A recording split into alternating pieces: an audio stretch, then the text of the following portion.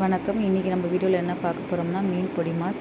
மீன் பொடி மாஸ் பார்த்திங்கன்னா முள் அதிகம் இல்லாத மீனில் வந்து செஞ்சிங்கன்னா ரொம்ப நல்லாயிருக்கும்.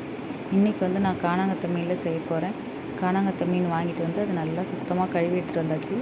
கழுவி எடுத்துகிட்டு வந்த பிறகு இட்லி பானையில் வேக வச்சு எடுத்துக்கலாம் ஒரு 10 நிமிஷத்துக்கு. மீன் பார்த்திங்கன்னா நல்லா வெந்து வந்ததுக்கப்புறம் மீன் வந்து அந்த சதையை மட்டும் நம்ம எடுத்துக்கணும். அந்த முள்ளெல்லாம் வந்து தூக்கி ஓர போட்டுட்டு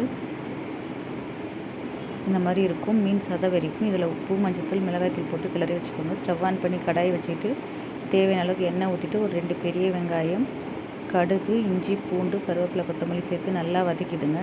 அது கூடவே வேக வச்ச மீனையும் வந்து சேர்த்து நல்லா கிளறி தட்டில் வந்து எடுத்து வச்சுக்கலாம். இப்போ வந்து அதே கடாயில் வந்து நமக்கு வந்து தேவையான அளவுக்கு முட்டை சேர்த்து முட்டையை பொரித்து எடுத்துக்கலாம். இது பார்த்திங்கன்னா சும்மா பூண்டு நசுக்கி போட்டு முட்டையை சேர்த்து நல்லா கிளறி விட்டுருங்க. கூடவே வந்து லைட்டாக கொஞ்சமாக உப்பு சேர்த்து நல்லா கிளறி விட்டுருங்க.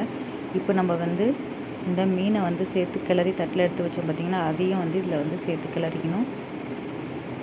வெங்காயம், இஞ்சி, பூண்டு, கருவேப்பிலை, கொத்தமல்லி இதெல்லாம் சேர்த்து கூடவே வந்து மீனையும் சேர்த்து கிளறி எடுத்து வச்சதையும் சேர்த்து இந்த முட்டையோடு கிளறிக்கோங்க.